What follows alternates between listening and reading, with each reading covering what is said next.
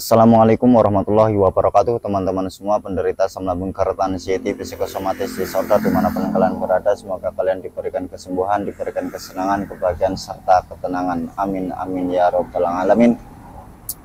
Baik, berjumpa lagi dengan saya tentunya di channel Berpikir Positif. Bagi teman-teman semua yang sedang mengalami gangguan asam lambung, keretan, anxiety, psikosomatis, disorder, mulai saat ini berlatihlah berdamai dengan sensasi yang menghampiri.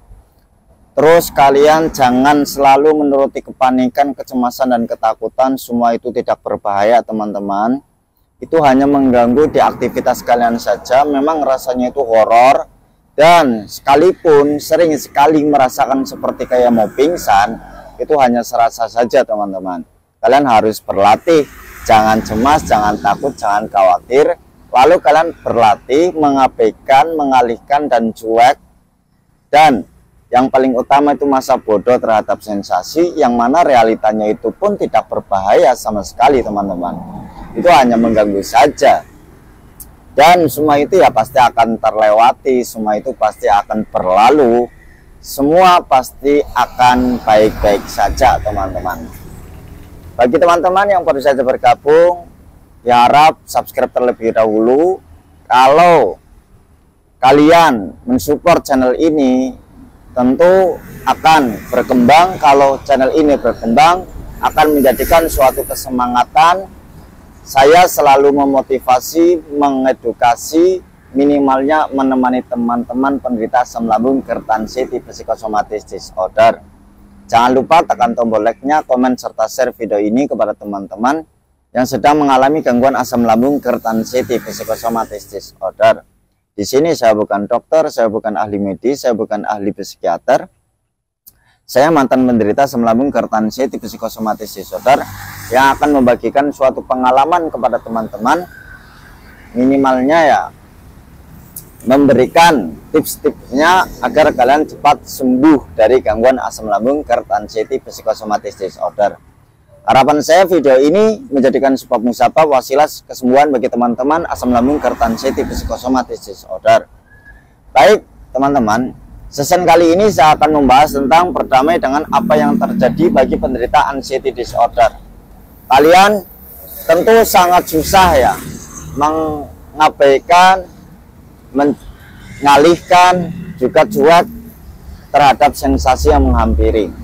Nah, mulai saat ini coba kalian berlatih berdamai di saat ada sensasi itu. Caranya gimana, Mas? Caranya kalian harus tenangin, terus melakukan apa yang menjadikan kalian itu senang. Kalau perlu, kalau dulu saya teman-teman itu pura-pura ketawa, terus kadang saya jalan-jalan bolak-balik di dalam rumah karena saya sering kena serangan panik. Ada sensasi itu di malam hari. Jadi saya mengalihkan itu tuh ya saya pura-pura ketawa, saya mondar-mandir di dalam rumah, terus saya itu mengalihkan dengan melakukan aktivitas yang saya senangi gitu loh. Itu secara konsisten. Lah mulai dari situ saya terimalah ketika ada sensasi. Ketika ada sensasi, teman-teman seharusnya itu harus terima. Lalu kita harus sadari bahwa kita itu sedang kena gangguan anxiety. Orang yang kena anxiety itu tentunya pasti mengalami psikosomatik alias sensasi fisik. Nah, kalian itu harus terima, lalu kalian sadari bahwa kalian kena anxiety disorder yang pastinya mengalami gangguan psikosomatik alias sensasi fisik. Dan itu pun tidak berbahaya, teman-teman. Itu tidak berbahaya. Kalau kalian itu masih tetap menganggap sensasi itu berbahaya, justru itu akan menjadikan kecemasan semakin meningkat, ketakutan semakin meningkat, dan ujung-ujungnya pasti yang dipikir itu adalah kematian alias M itu. Itulah penderita anxiety disorder. Di saat ada sensasi, tanpa kalian minta, pasti pikiran-pikiran perihal M, mati itu selalu berdatangan. Jadi kesimpulannya, memang penderita anxiety disorder itu lebih mudah menerima pikiran-pikiran negatif daripada menerima pikiran-pikiran yang positif. Karena mungkin pernah mengalami ketraumaan, serasa kayak mau M itu, terus terngiang-ngiang, dipikir terus-menerus, akhirnya tertancap di alam bawah sadar kita. Lah, maka setiap ada sensasi lain dan tidak lain itu pasti selalu mengarah ke M. Pasti mengarah ke M. Itu penderitaan anxiety disorder. Maka biar kita nggak selalu terperangkap dalam lingkaran anxiety terus-menerus, biar kita nggak selalu hidup dalam kecemasan serta ketakutan, mulai saat ini berlatih selalu berpikir positif. Walaupun awalnya susah, kalian berlatih step by step. Juga kalian ketika ada sensasi, coba kalian itu flashback, teman-teman. Kalian itu flashback kembali, ingat yang pernah terjadi. Dulu pernah merasakan sensasi sempoyongan, piar-piaran, les-lesan, serasa kayak mau pingsan, serasa kayak mau jatuh, serasa kayak mau roboh, bahkan serasa kayak mau M. Nyatanya saat ini ya masih hidup, saat ini ya masih baik-baik saja, alias tidak memiliki penyakit kronis. Itu yang harus kalian pikirkan. Kalian harus flashback, mengingat apa yang pernah terlewati, dulu pernah merasakan sensasi itu, nyatanya ya sekarang masih hidup, masih baik-baik saja gitu. Terus hal yang selanjutnya, kalian tidak hanya mengurung diri, tidak hanya terima, pasrah, terima impandum, tidak. Kalian juga harus ikhtiar. Dengan cara apa? Dengan cara kalian itu harus mempelajari terlebih dahulu, biar kalian itu cepat keluar dari gangguan anxiety disorder. Lah, maka sesuai pengalaman saya, teman-teman, awal yang saya lakukan atau yang saya praktekkan itu saya mempelajari perihal 5P, teman-teman. Apa saja sih Mas 5P itu? 5P itu kita kenali terlebih dahulu. Sebenarnya kita kenapa? Terus sebenarnya itu tubuh saya itu kenapa gitu. Pasti kita kenali kan. Nah, setelah kita kenali, ternyata kita hanya di gangguan asam lambung GERD anxiety psikosomatis saja, maka kita harus pahami orang yang kena anxiety apakah mengalami sensasi. Dan ketika sudah tahu realitanya penderita anxiety disorder pasti mengalami sensasi fisik yang kita kenal dengan istilah 1001 sensasi. Lah, berarti setelah kita paham, lalu kita sadari, oh iya, saya sadari bahwa saya kena psikis. Saya ingat kembali pada saat itu saya ujung-ujungnya dirujuk ke psikiater. Berarti secara otomatis tubuh saya itu baik-baik saja, hanya di gangguan mental saya saja yang sedang tidak baik-baik saja. Itu. Nah, dari situ kalian harus mempelajari psikosomatik itu bahaya atau tidak. Kalau sudah sering yang kalian dapatkan, kalau kalian sudah mendapatkan bahwa psikosomatik itu tidak berbahaya, sering sekali saya juga menyampaikan atau yang lain sudah menyampaikan bahwa psikosomatik itu tidak berbahaya, maka kalian harus yakin, percaya bahwa psikosomatik alias sensasi fisik itu benar-benar tidak berbahaya. Nah, setelah yakini, lalu kalian harus menjalani apa yang seharusnya kalian jalani seperti metode dan praktek metodenya, yaitu dengan cara jalan-jalan pagi, setelah itu berjemur. Diusahakan kalian jangan mengurung diri setelah berjemur itu. Kalian main ke rumah temen kek, main ke rumah tetangga kek, atau melakukan aktivitas yang tentunya menyenangkan, yang membuat kalian itu bahagia. Juga kalian itu jangan mengurung diri intinya. Lah, nanti kalau kalian sudah ketungkul, sudah membiasakan melakukan aktivitas yang kalian senangi, yang tentunya manfaat, nanti lama-kelamaan kalian itu akan move on dari sensasi, lupa terhadap sensasi. Itu dulu saya pun seperti itu, teman-teman. Cara saya melupakan sensasi biar nggak selalu berharap bisa nggak ada sensasi, yaitu dengan cara saya melakukan aktivitas yang saya senangi. Tentunya saya menghidupkan hobi kembali, saya melakukan itu.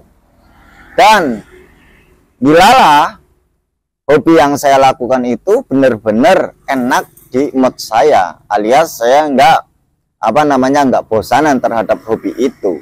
Nah, kalian juga harus seperti itu teman-teman. Nanti kalau kalian sudah melakukan seperti itu, lama-kelamaan pasti kalian bisa move on terhadap sensasi, bisa lupa terhadap sensasi. Kebanyakan penderita anxiety disorder itu kan masih sering sekali mengingat-ingat sensasi. Mulai dari ujung kepala sampai ujung kaki itu selalu diingat-ingat.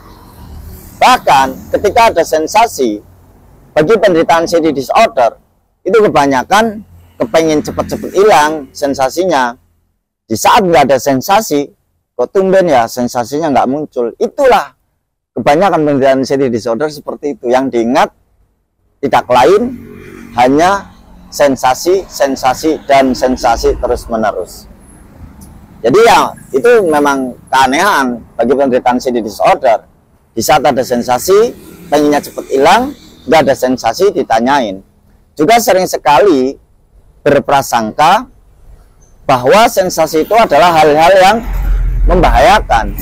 Dan secara otomatis, tanpa kita sadari, sebenarnya ketika kita menduga atau memprediksi sensasi itu penyakit kronis, secara tidak langsung kita itu sedang mengancam diri sendiri.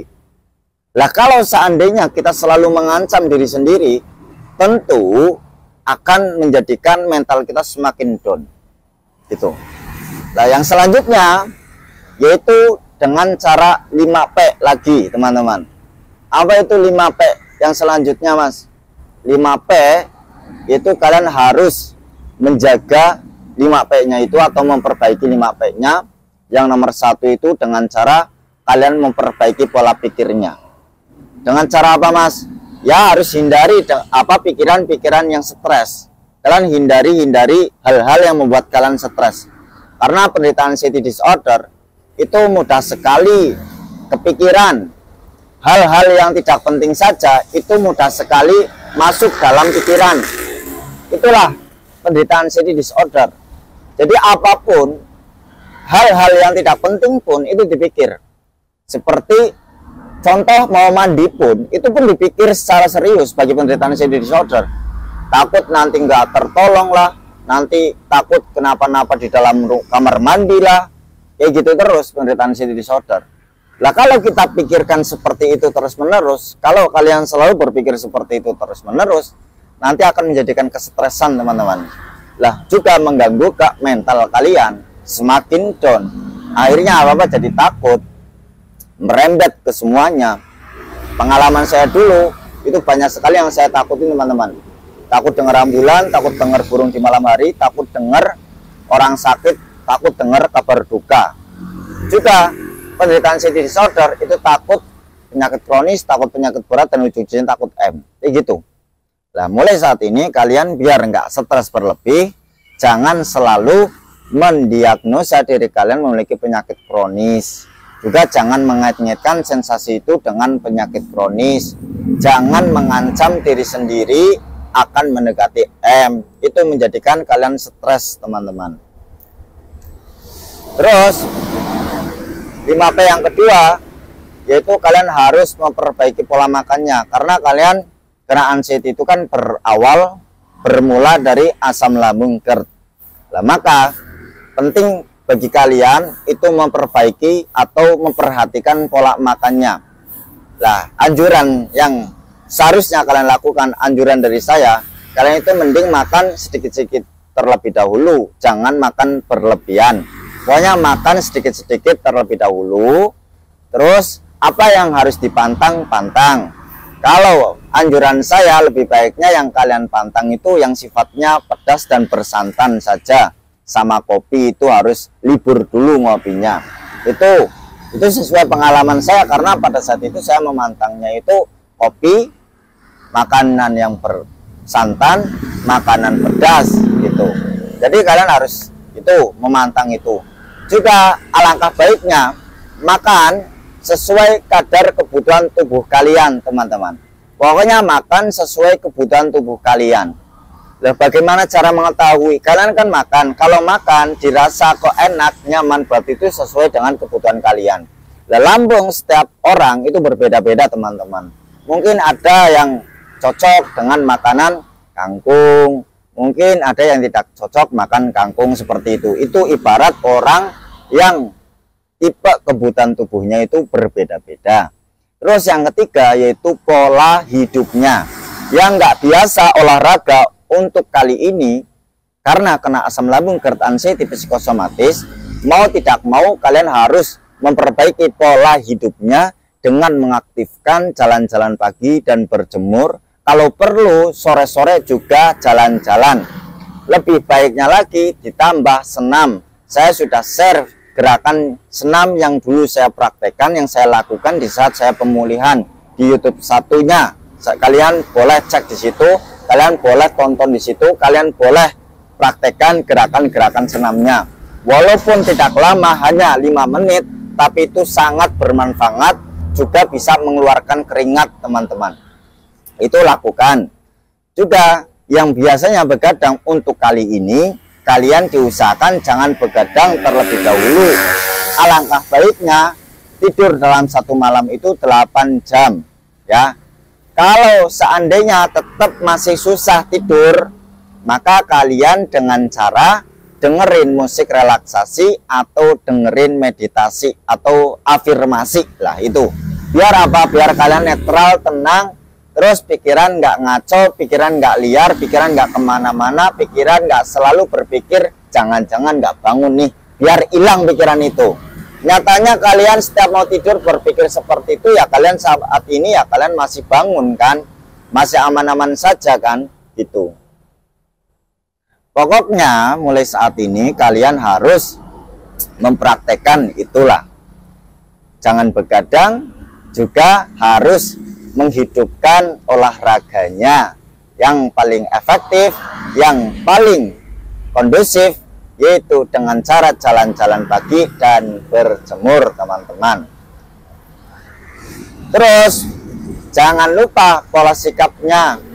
Yang dulu sering sekali tidak bisa mengontrol emosi karena saat ini sedang kena gangguan anxiety disorder alias psikis mental, maka mulai saat ini kalian harus belajar mengontrol emosi kalian. Di saat kalian emosinya sedang memuncak, coba kalian berlatih dengan cara menenangkan. Cara menenangkannya itu dengan cara olah nafas, tarik nafas, tahan beberapa detik, lalu keluarkan melalui mulut sembari ngelus-ngelus dada. Sembari ngelus-ngelus dada, tenangkan pikiran itu, diajak ke hal-hal yang positif. Tenang, seperti itu. Harus memperbaiki pola sikapnya. Terus yang dulunya produktif ya, produktif didampingi dengan sifat perfeksionis, pengennya itu kelihatan sempurna, takut dihina, takut dibilang buruk, takut dinilai buruk. Mulai saat ini jalani apa adanya sesuai kemampuan kalian, jangan menghiraukan omongan orang lain. Kalian harus hilangkan perfeksionis itu. Juga jangan terlalu kebanyakan berpikir soal masa depan. Kalau seandainya kalian memikirkan masa depan yang belum tentu ya, terus kita selalu mengkhawatirkan, lah nanti kalian akan menjadikan stres berlebihan teman-teman. Sudah jalani, syukuri, nikmati pada saat ini, hari ini teman-teman. Jangan terlalu berpikir yang jauh di luar ranah. Pikirannya besok banyak harta enggak ya, besok punya uang banyak enggak ya, besok bisa sukses apa enggak ya, itu hilangkan. Terus yang kelima yaitu kalian harus memperbaiki pola spiritualnya teman-teman.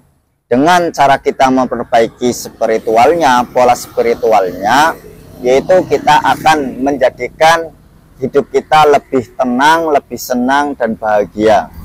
Dengan cara kita memperbaiki pola spiritualnya, kita memperbanyak ibadah, mendekatkan diri kepada Allah dan agama selain Islam, ya mendekatkan diri kepada Tuhannya, tentu itu akan mendapatkan suatu ketenangan yang langsung diberikan oleh Allah kepada kita teman-teman.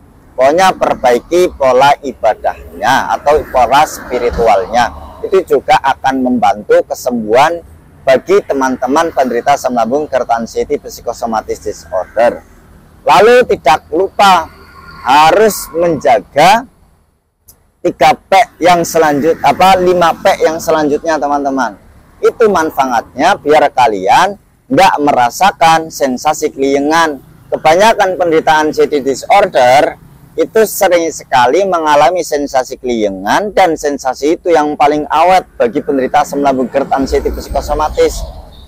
Juga kalau keliengan, sempoyongan, piar-piaran, les-lesan, jantung berdebar-debar, nafas berat, itu kan bagi penderita anxiety disorder itu adalah sensasi yang paling horor, juga paling awet, walaupun itu ya hilang dengan sendirinya. Kalau sensasi itu sebenarnya ya hilang dengan sendirinya, dan sifat sensasi itu hanya numpang lewat teman-teman.